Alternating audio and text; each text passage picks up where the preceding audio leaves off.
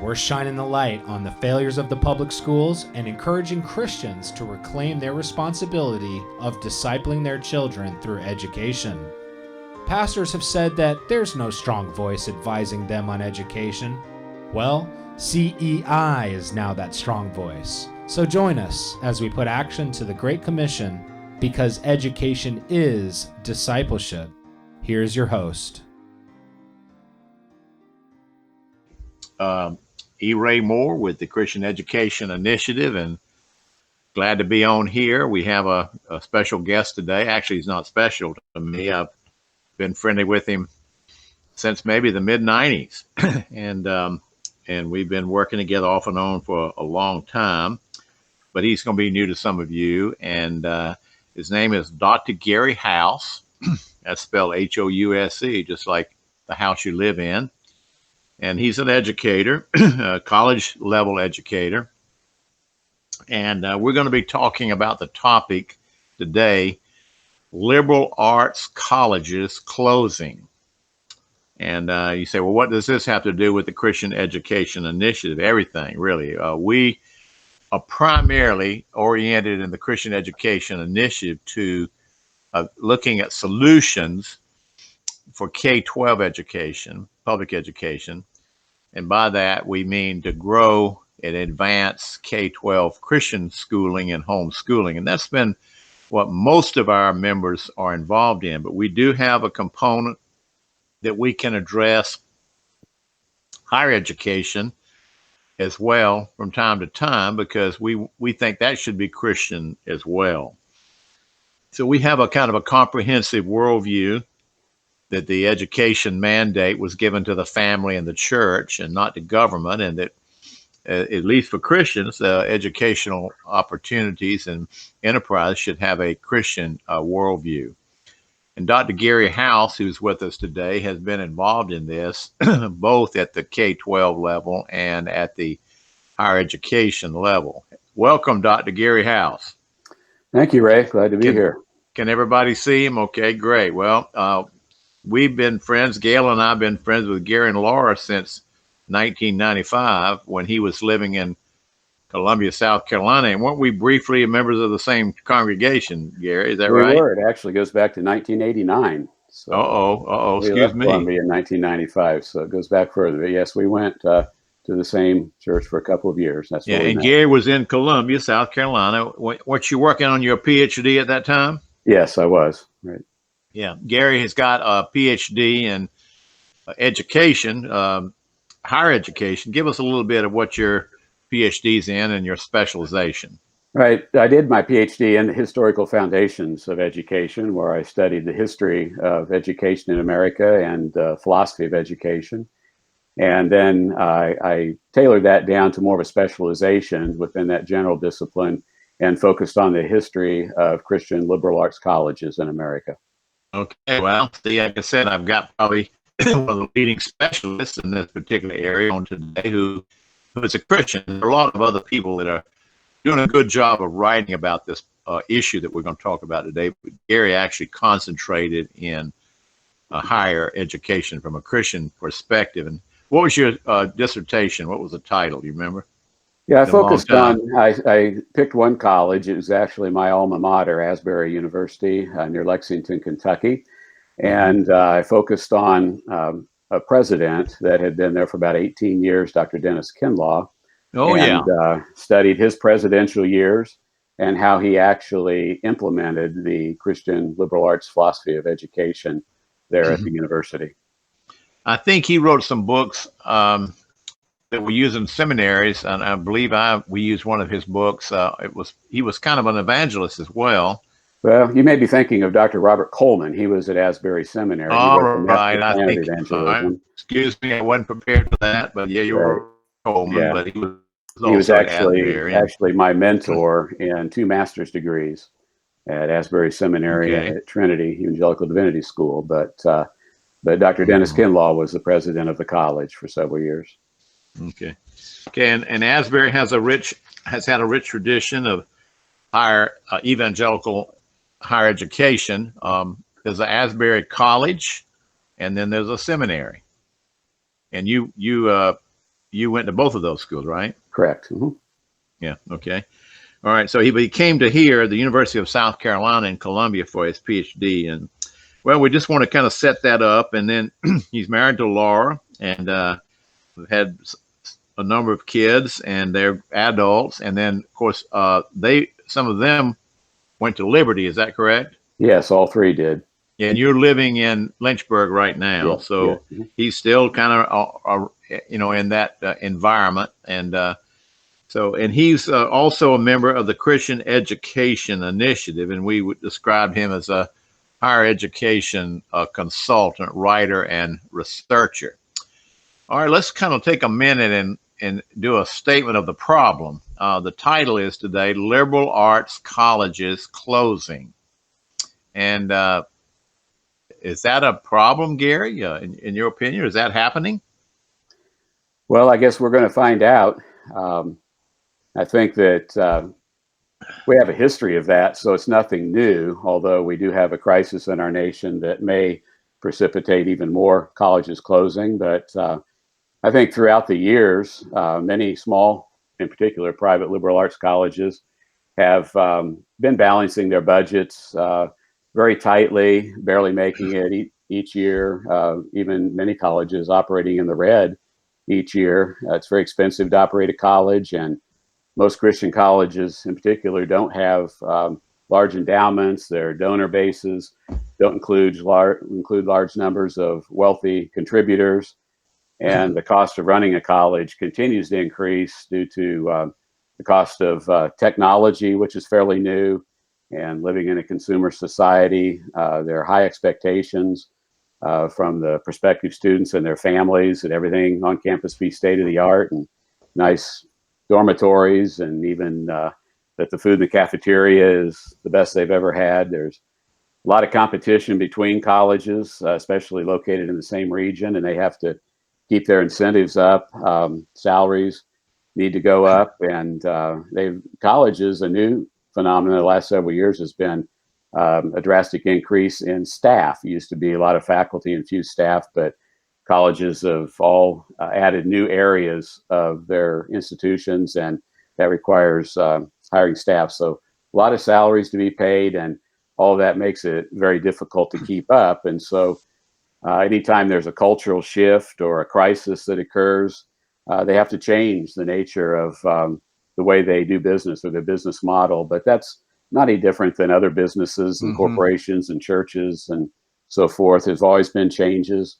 And the colleges that have the money to endure those shifts or have the ability to adapt to new eras of education are able to do it. But a lot of them can't. And again, there's always been challenges of changes in higher education. We, years and years ago, went from the classical model to more of a utilitarian approach, specialization, the rise of accreditation associations, and availability of student loans that came after the GI Bill that increased the numbers in colleges drastically. There have always been a lot of changes, and particularly lately with the advent of online education, a lot of schools haven't been able to make it.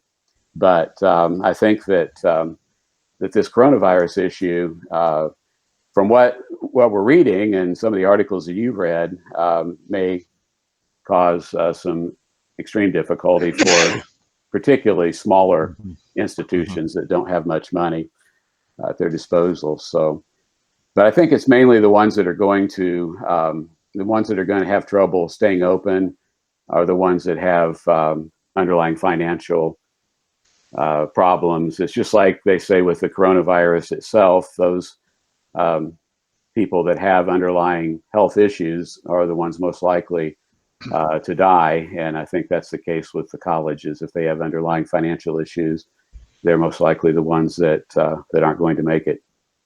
Gary's had an experience. I think you were on a faculty, we won't name the institution, but you were on a Christian liberal arts college faculty for some years in the Midwest. And so he's actually worked in this particular area.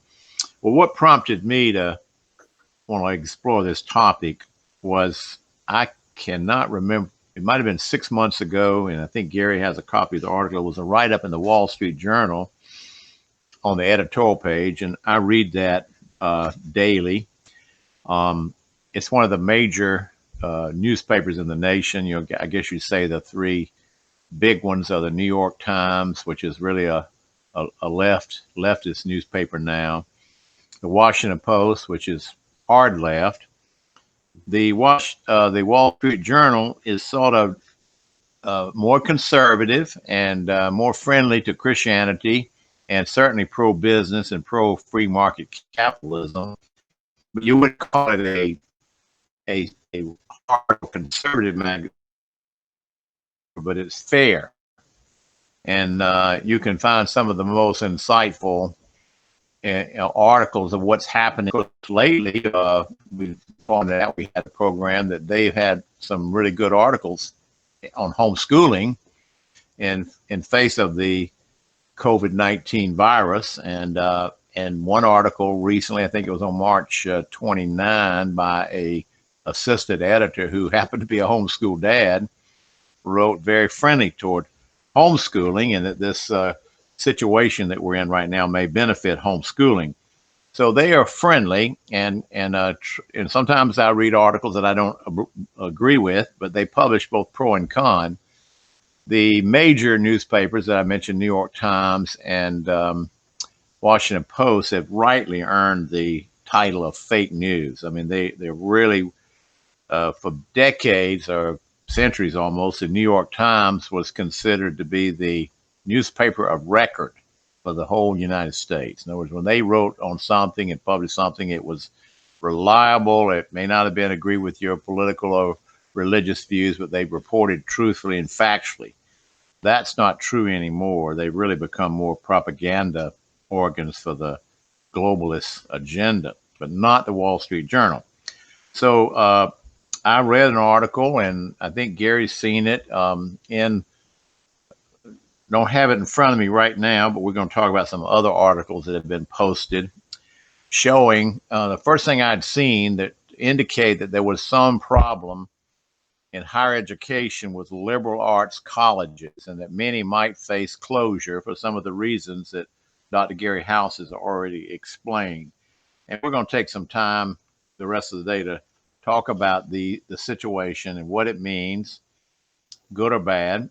And one of the first things we're going to do is play the little YouTube by Dr. Steve Turley.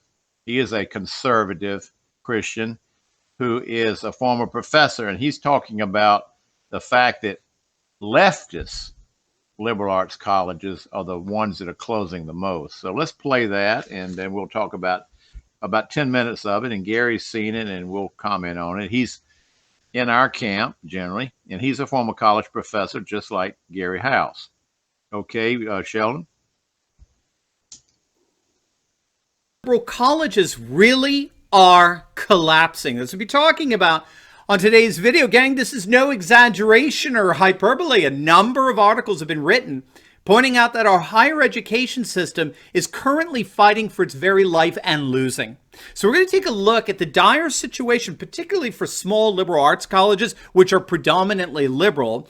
We're going to look at some stats of college closings before the coronavirus and why we see the closings of more and more of these colleges as just more indicators that we are indeed entering into a new conservative age. You're going to love it. Greetings, everyone. Dr. Steve here with you. Wonderful to be here with you as always. If this is your first time here at this channel, we post 2 videos a day analyzing current events, analyze some super awesome conservative trends so you can live in the present in light of even better things to come. So if you haven't already done so, right, you know what to do. Make sure to smack that bell and subscribe button. It'd be an absolute privilege to have you as a regular part of this channel. You're going to love this worldwide community where we daily celebrate together meccas of left-wing globalism. Let's give a huge shout out to the sponsor of this video, and that's the spending a night in the dorms, going to the, which are often the worst. The article notes that this season, this is a season when small college campuses across the nation are supposed to be full of potential students, peering into classrooms, spending a night in the dorms, going to the faculty meetings, anything else involved with your customary college visits. I've done a couple with my daughters. It's actually a lot of fun.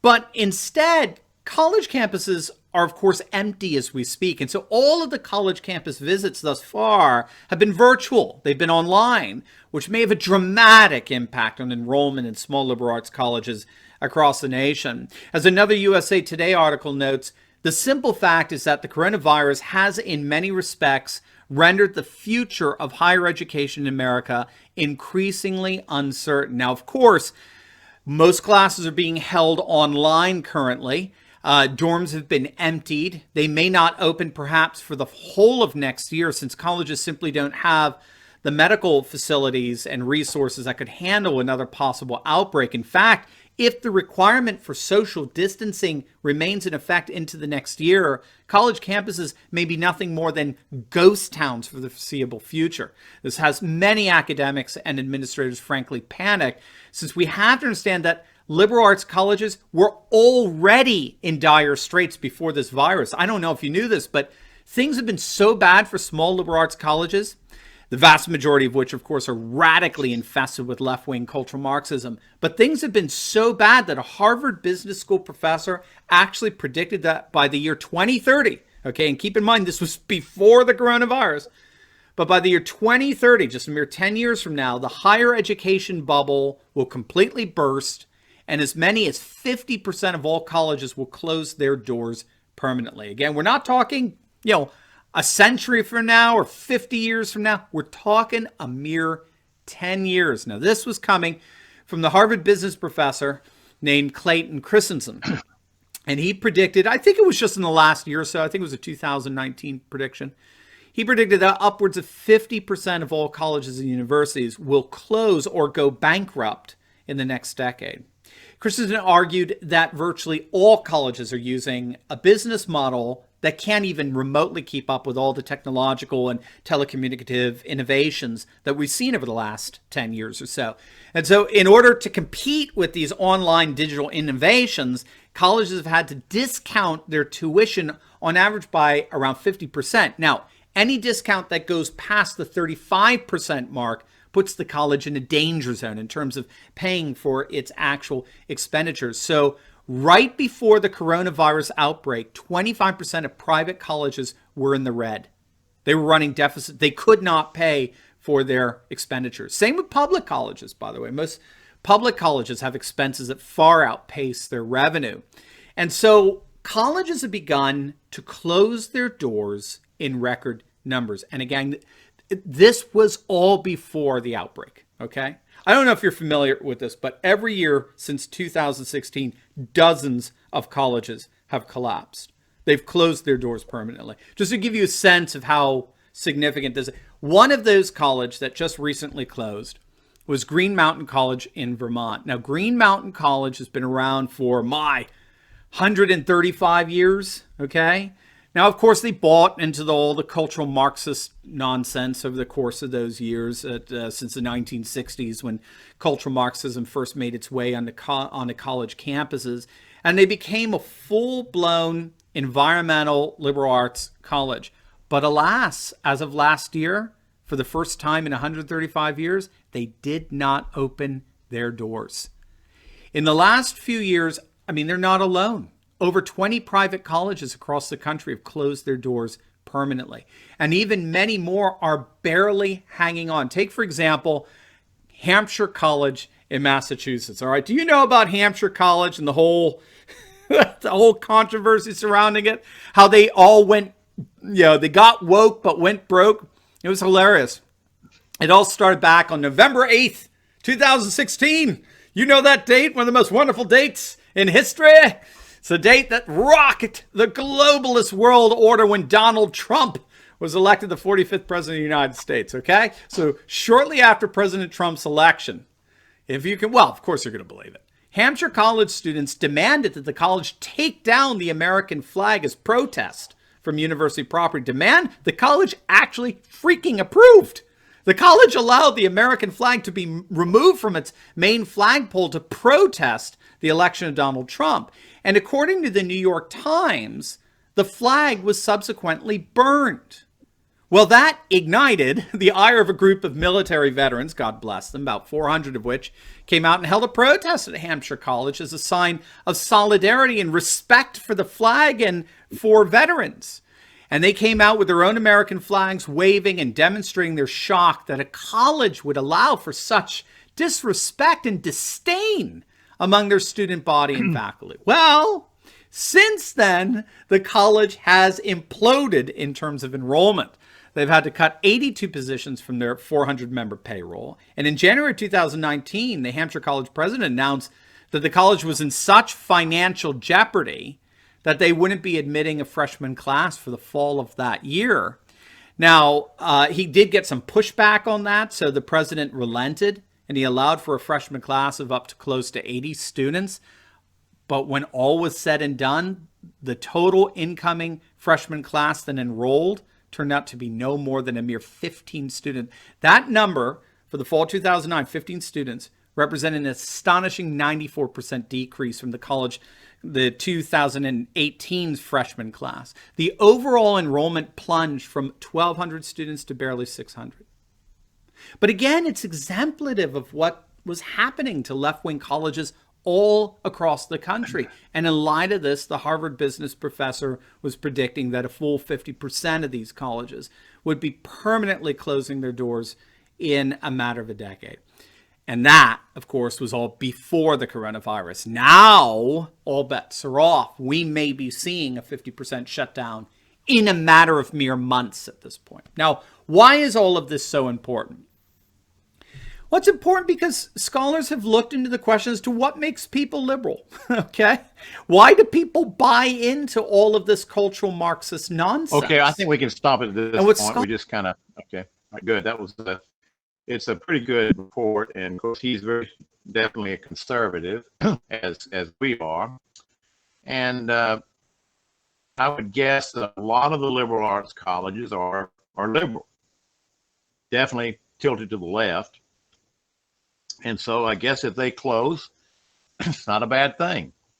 They won't be indoctrinating some students, and some of these students might have to get out and get a real job and get a real education somewhere. But a lot of the reasons it's happening are financial. Now let's take a minute. We're going to kind of look at the Forbes article. Forbes magazine is one of the big free market capitalistic magazines in the United States, read by a lot of the business class.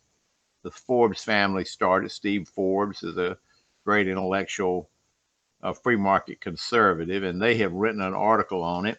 And I believe that Dr. Turley, who we just looked at, took some of his understanding of the predicament from it.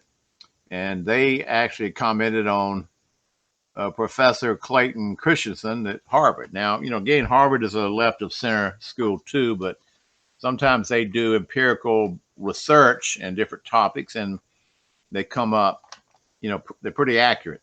And this is one that they've, I think, been accurate on. Also, it shows that 25% of the colleges, even if they haven't closed, they've been operating in the red, which means they're not meeting their budget, or their income is not meeting the expenses. So they're stretched thin, to say the least. All right, let's take a minute, and Gary and I will discuss this prediction arises out of a business model of traditional colleges and universities, which is broken. Gary, you want to comment on that, what you know about the business model? You've actually alluded to it already a little bit in your comments. Well, basically, colleges are a business, and not solely for education. They have a lot of other aspects to their nature, but they have to have good business models, good business principles to exist, and that is more and more challenged, as I've kind of alluded to. There's a lot of competition, particularly between the evangelical Christian colleges in the country. And I don't know too many of those who would perhaps close. Again, time will tell here the next few months, because they're having to refund partial tuition and room and board from this past semester. They're losing revenue that they normally have this summer from camps and conferences. They're not receiving deposits that they would expect from new students or returning students in the fall. So I'm sure that they're pretty nervous about the financial situation. But as you mentioned, it seems to be the more liberal colleges over the years that have closed. I first noticed that back in the 1990s. And when I looked recently at a list of colleges that have closed or potentially will close soon, most of them were schools I never heard of. And so most of them were probably liberal because I'm pretty familiar with evangelical conservative Christian colleges. Uh-huh. And so I think the model that's being referred to has to do with the way that education has been presented in the past. And sometimes that gets outdated, and it's not always even the best model of education. And we're shifting very rapidly to online education. Most Christian liberal arts colleges that I'm aware of resisted adapting to an online model when it started years ago because they didn't feel like it was true education.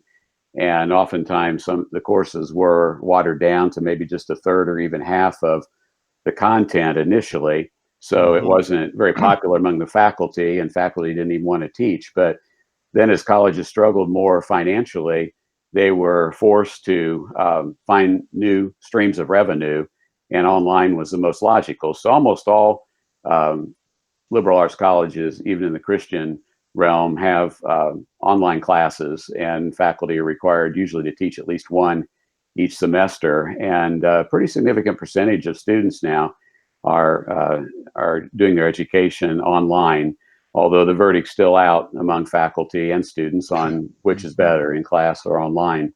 So that's one of the big model shifts, but there's a lot of other challenges to the education model as well. And most of that, I think, revolves around money. And as the costs keep going up, tuition keeps going up. That's been guaranteed pretty much by the availability of student loans.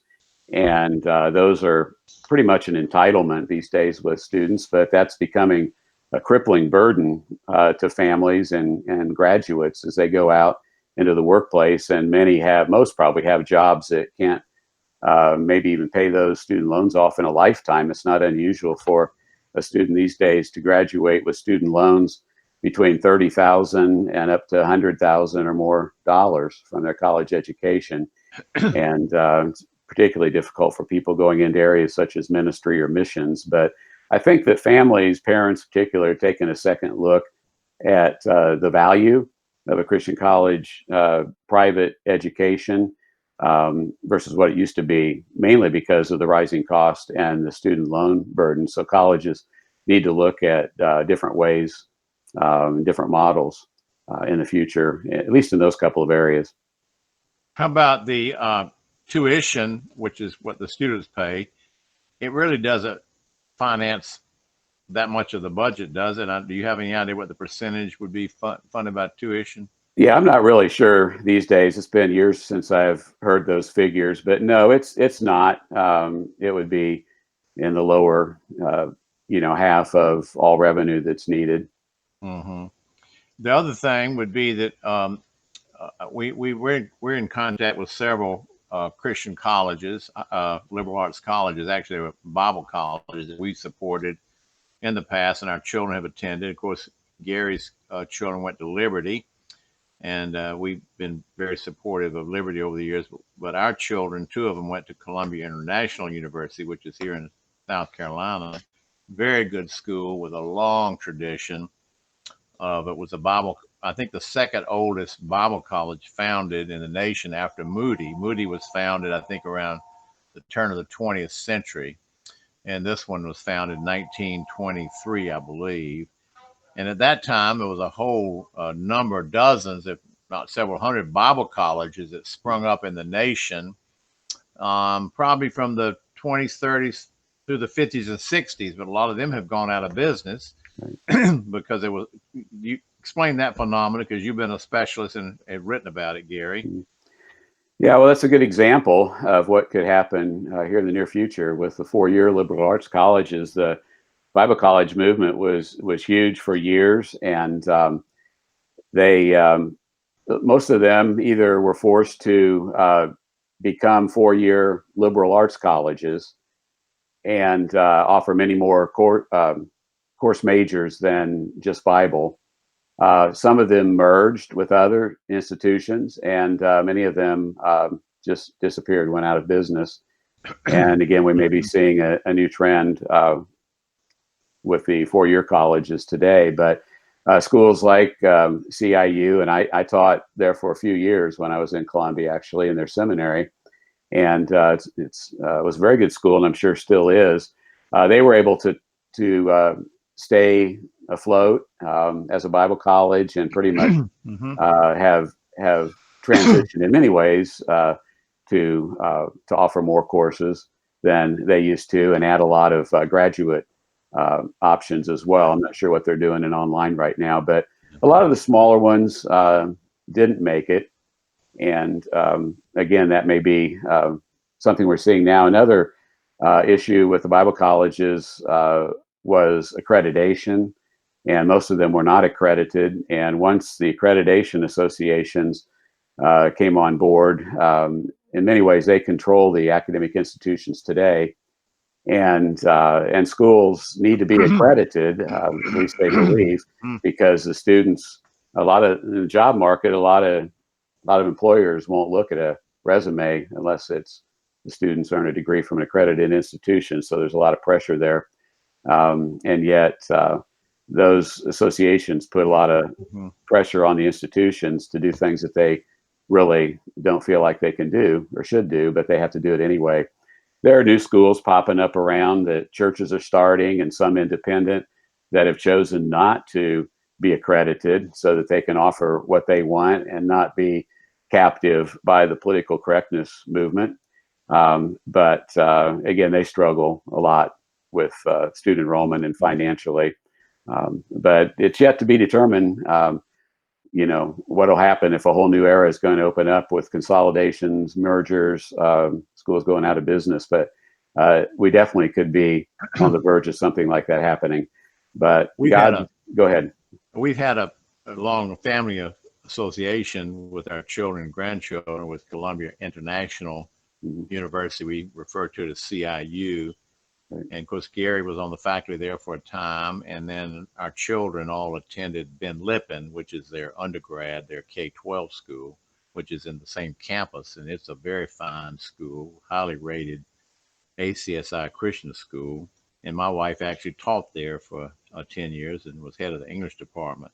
So we've had our family roots have been in Christian liberal arts higher ed, and this particular school was a great blessing to my children. One of my sons is a missionary in Germany, and was trained and went all the way through that school on both the undergrad and grad level, seminary level. And then my youngest son went through the college only, and then my daughter only went to the graduate school. So we've had some experience, and it put a good mark on our children, and they've been blessed and benefited.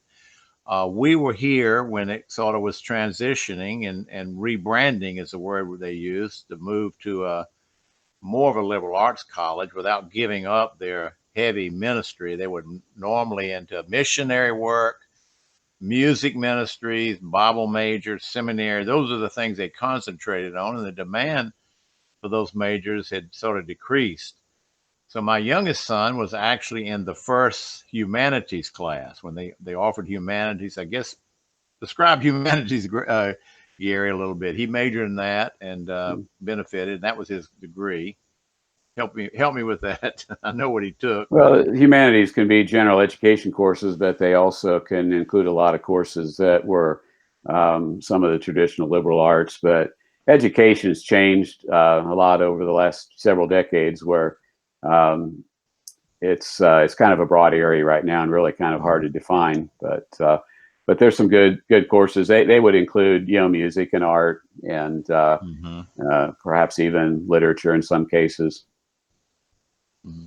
they were well trained there. He got his degree in humanities, and now he's in graduate school at East Tennessee State University in English. So we've seen the Christian liberal arts, and we are close here in the state to, uh, not connected directly, but have a lot of association indirectly with Bob Jones University. And then, of course, Liberty University, we've got good friends on the faculty there. Gary, you never were on the faculty at Liberty, were you? No, I was not. Yeah. Okay. But we've got some, and tell us a little bit about how Liberty's doing from your point of view. It's very large. It's probably the largest evangelical college or university.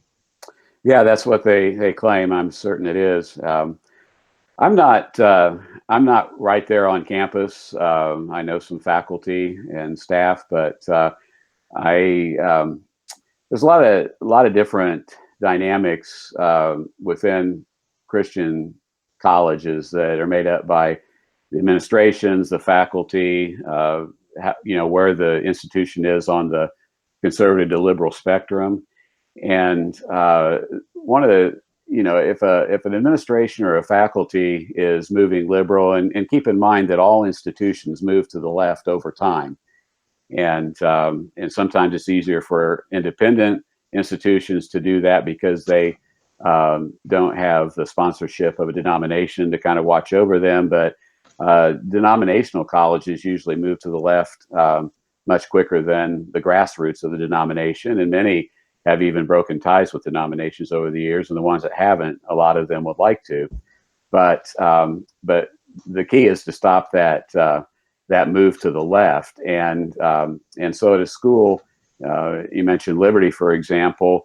One of the things I'm most impressed about, and it's where most of my observations have come, was my 3 children who went there, and that is that they have a wonderful faculty, and the faculty are very well prepared, have a lot of practical experience, many of them very well written in their fields. And what's most impressive to me was that they took a very personal interest in my kids and their students. So they built relationships with the students, and professors have a big impact on the lives of the students. And so that was very key. And my kids still continue to stay in touch with a lot of their professors. That goes unnoticed from the public and the outside, which, you tend to see a projection, and sometimes it's not even true what you see. But institutions get reputations, particularly if they have presidents that have some backbone or are outspoken against some of the changes in our cultural issues and some of the political problems that we face. And so they get some bad press and a lot of criticism, even from the church and from Christians. But what goes unseen is what happens among the students, and they're usually insulated from any of the problems that take place with the faculty and administration. But in time, if an administration and faculty are shifting to the left for whatever reason, then the school will as well, and that will impact the students. I don't want to name too many schools. We're not here to endorse particularly, but these are some that we're familiar with. And of course, right here in Greenville, South Carolina, is Bob Jones University, and it's a very conservative school, has high academic standards. I happen to know the president there and some of the faculty, and they have managed to hold the line and kept their identity and their branding as being very conservative since I think they were founded in 1927. And we think they're doing good, but they are having a little bit of enrollment problems. They're not as big as they once were, even though they're doing well. And then, of course, Bryan College in Dayton, Tennessee, and some of our CEI members are working very closely with them. They are a very strong Christian college, but small. I think less than 1,000 students. But they are going to be working on some graduate courses in education that Dan Smithwick and Max Lyons and some of our members of our Christian Education Initiative are actually working with them. And so they're doing very well. These are just 4 that we know. And again, there are probably dozens of others that we could recommend. But Gary, in your opinion, if Christian liberal arts colleges, evangelical liberal arts colleges, are going to buck this trend, and I believe, frankly, after reading the Forbes article in the Wall Street Journal, that we are going to see a winnowing out or weeding out, and that many of these small Christian liberal arts colleges are going to close. And of course, you heard Turley talk about Hampshire College in New Hampshire, and then Green Mountain College in Vermont. They're closed, and they've been well established. Years ago, we had a big controversy with Evergreen College out in the state of Washington. I don't know if they're closed today, but the students were so radical. This were completely radicalized by the faculty, were practically, I guess, Marxists. And so how are Christian colleges going to buck this trend? Well, as serious as financial crises are, my biggest concern has always been the secularization of Christian colleges. Christian colleges have always been unique among all types of colleges, and there have always been distinctives that set them apart from secular institutions. And I think if they're going to survive, they're going to have to make sure those distinctives stand out, and that prospective students and their parents are aware of those. I think that whenever a Christian college starts moving to the left and get in trouble, they can usually go back and see that they're not within their original goals. They've lost the vision embraced by their founders. They've lost the awareness and the appreciation for their heritage. And there's been a collapse of the values and the vision that the institution originally had. So they've lost that original intent and purpose. A lot of schools are glad that they did. They've moved enough to the left that they're embarrassed by those roots. Others want to be the way they've always been, but they don't recognize that they need to go back and take another look at those roots and the founder's vision. But there's several things I think that can be mentioned that a Christian school has to do to survive. Other than that, one is they need to stop hiring liberal faculty who don't fit in with the stated identity of the institution. I'm just appalled at the number of Christian colleges that do that, and some colleges that market themselves and believe themselves to be evangelical conservative Christian colleges may have up to 40% of their faculty, maybe even more, and some who would be considered liberal. They don't even have a biblical worldview. They're good people, raise good families, and might even be good friends with conservative faculty, but they just don't fit the identity of the institution. Somehow, somewhere along the line, they've processed their views and information through a different lens or different filter, and end up with a different perception of Christianity than those with a more biblical worldview. And they're not shy about telling you that they don't have a biblical worldview. They don't see the Bible as relevant today. They embrace the liberal views that we have in our country socially and politically. Oftentimes they have a chip on their shoulder toward evangelicals and conservatives. So I'm always interested to know where that comes from. Perhaps they were hurt or offended by evangelicals at some point in their time. Most likely they were indoctrinated during their PhD programs, which are often at secular state or private universities. And it's not uncommon for them to develop arrogance and egos due to their degrees and the knowledge they've gained. And I think the Bible says something about that. There's a lot of pride and arrogance in higher education that comes with knowledge. But another thing is that a lot of liberal faculty members and surprisingly Christian colleges themselves have bought into the myth that evangelicals are non-thinkers. And so if you are striving for academic excellence and want faculty that are brilliant and accomplished and thinkers, then you can't hire evangelicals. You have to go hire liberal faculties. And oftentimes, as in the case of national politics, the issues aren't really as important as someone identifying with either the liberal side or the conservative side. And so they end up being proud that they're liberals and really hold that over the conservatives, oftentimes looking at conservative faculty as, well, they call them fundamentalists and don't look at them as being as educated. Now, they don't weaponize this like we see in national politics, but the impact is there on the institutions, and it's also affects the students a lot. I've heard stories from schools where Bible professors refer to the tales of Moses and the myths of Christ. This would be a school that would consider themselves evangelical. Biology professors that open their first class of the semester saying that there's evidence for evolution and no evidence for creation. And they say, I'm not going to, yeah, they'll say, I'm not going to take a question about creation this whole semester.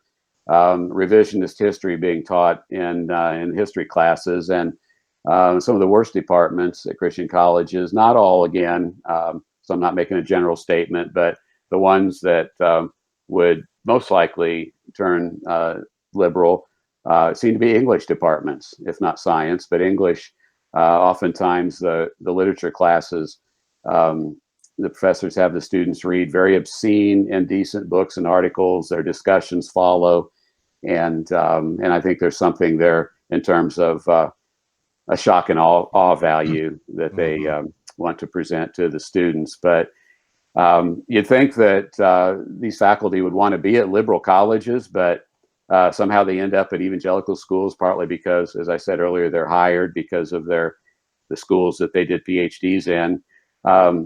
Once they're there, they and rather than prefer going to another school that's more liberal, they tend to stay there and try to change the institution, and then they hire people that are like-minded whenever a job opens up in their department, and then before you know it, the whole department is liberal. Oftentimes, any faculty member may send out 100 visas to schools around the country once they get their PhD and are ready to start teaching. And teaching positions are really hard. It's not unusual at a major university or a small Christian college to have 200 applications for one position in some areas. And so they usually take what they can get. And sometimes it's an evangelical school. They tend to believe that the students come from sheltered conservative upbringings. And so they kind of have a mission to try to shape the minds of the evangelical students. And I've seen and heard situations where in some schools that call themselves evangelical, where the conservative students are kind of mocked and humiliated on campus and in classes, and even graded.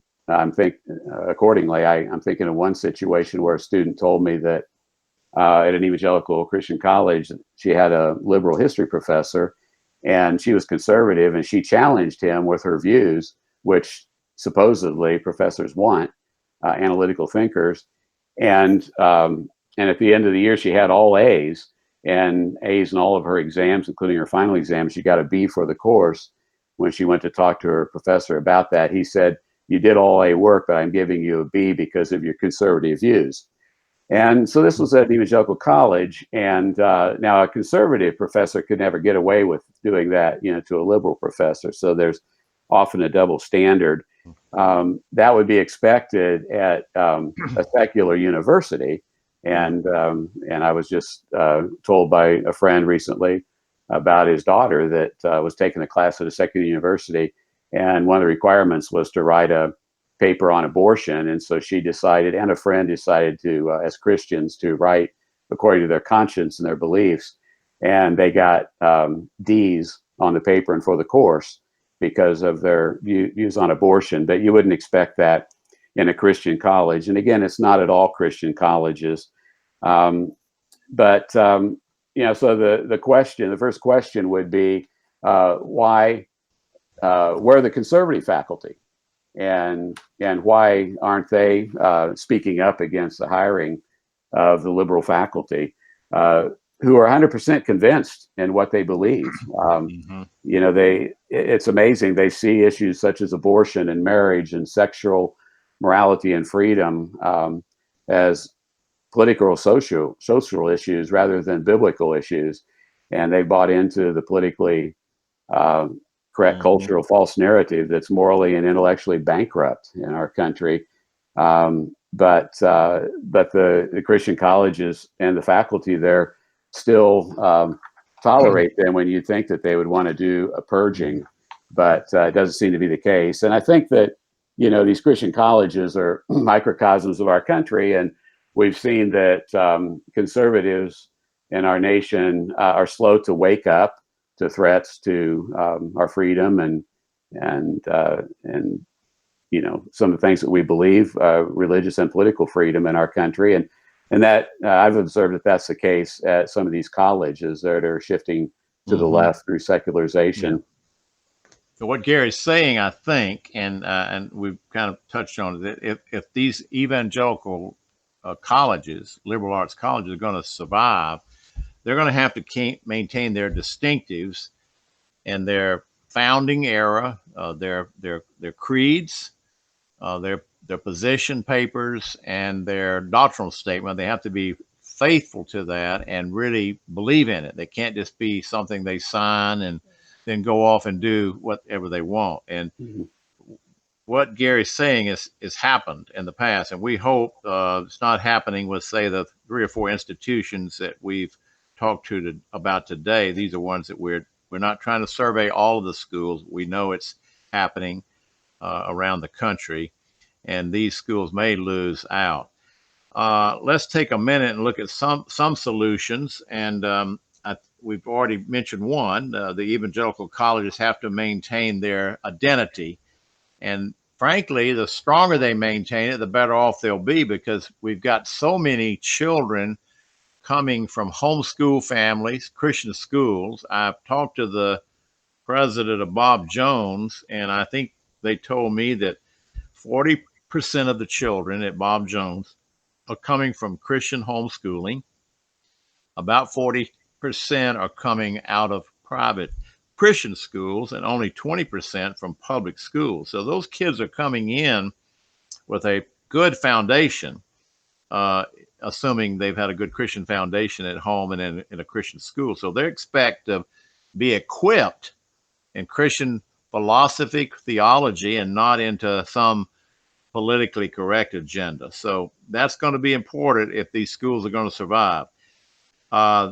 The evangelical colleges may need to offer more programs, and we talked about CIU recently, right here in Columbia. They put in a business school, and I happen to have met the dean there, and apparently it's flourishing. Lots of people want to come to CIU to get a business degree in a Christian worldview context. They want to be able to go into the business world, and that program seems to be drawing students to Columbia International University.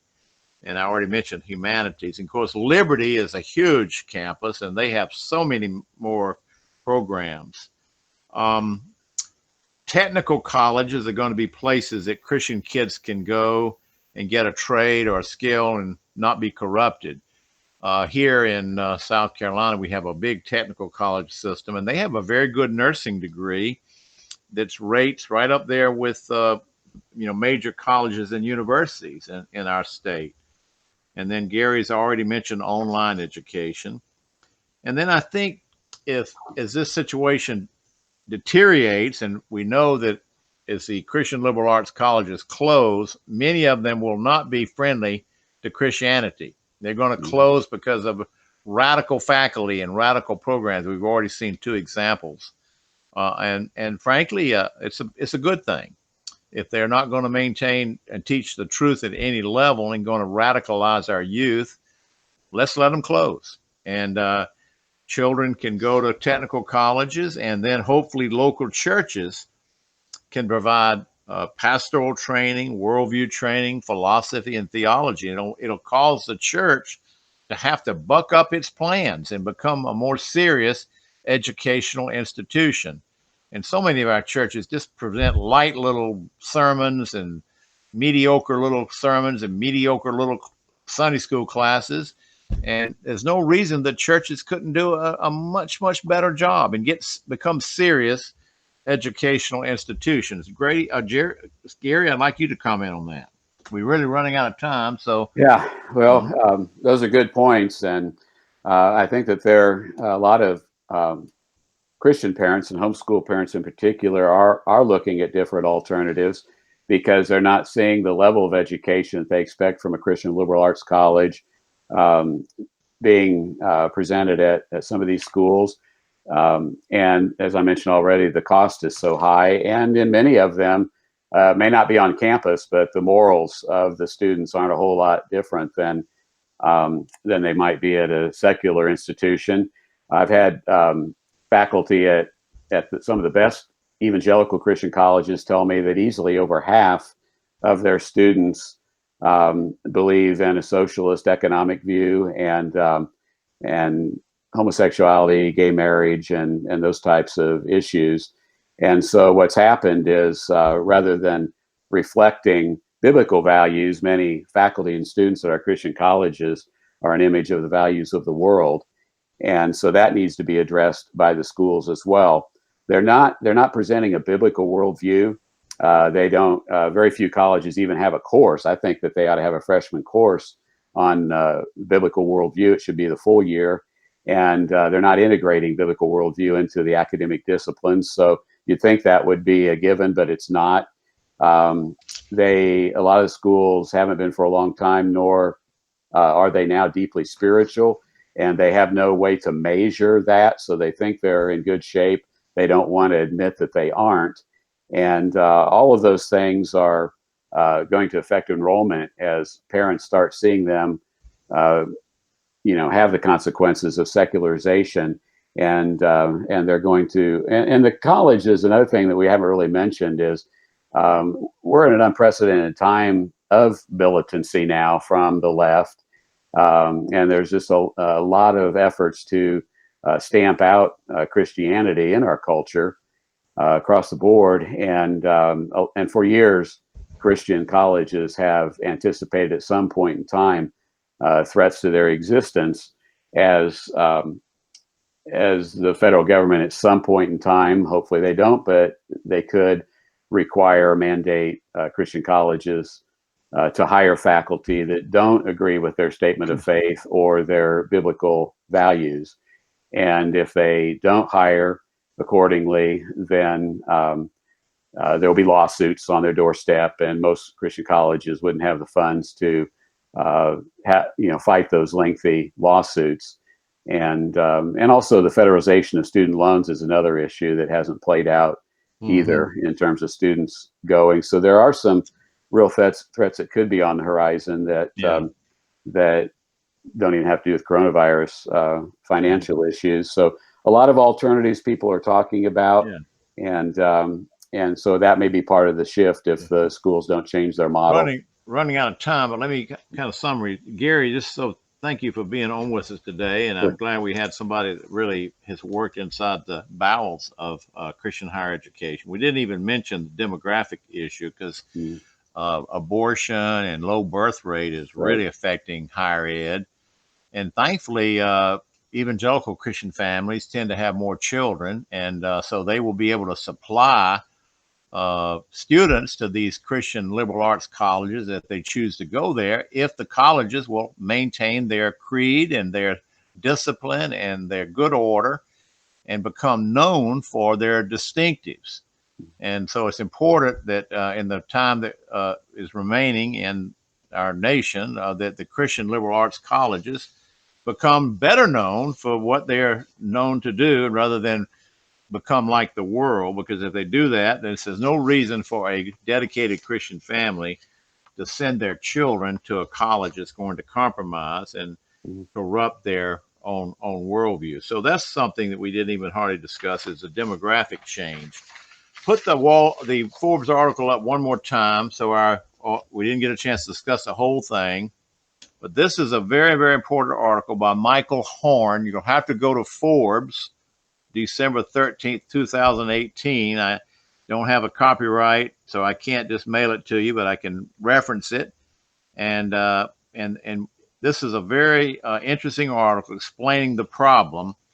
And they go along with the prediction that we may see closure of 50% of not a Christian, but of leftist liberal arts colleges, and our evangelical colleges could get caught up in the maelstrom of that if they don't maintain themselves. Okay, Gary, any final comments? And yeah, just one.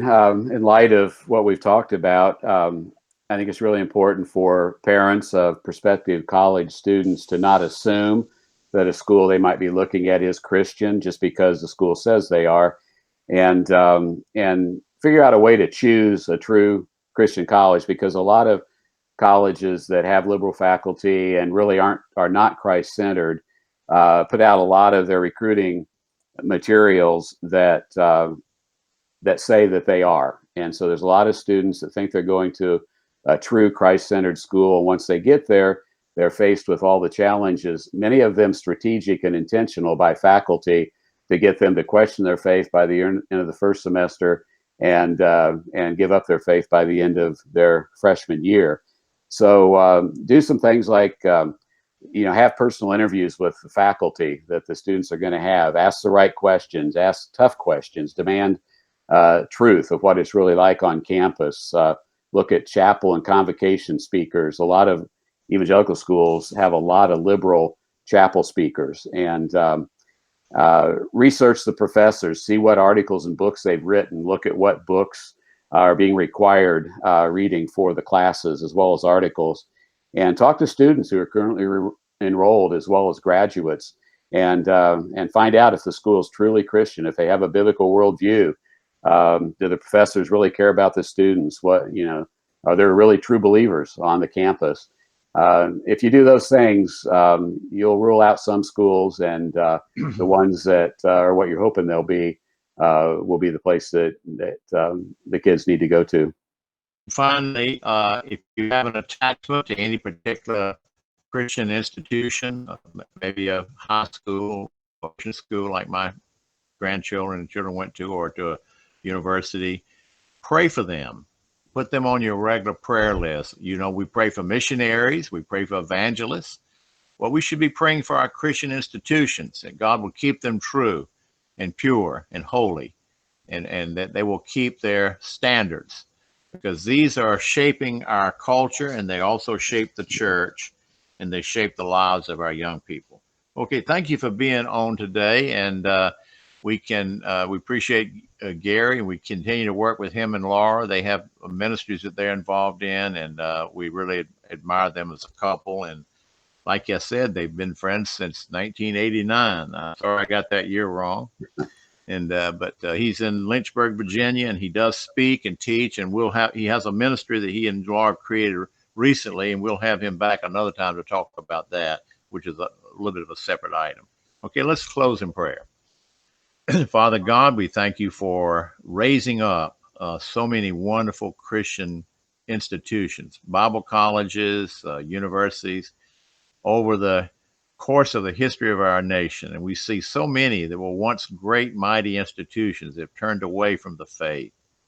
And we regret that, Lord, and we're sorrowful for it. And we even see it could be happening in our time.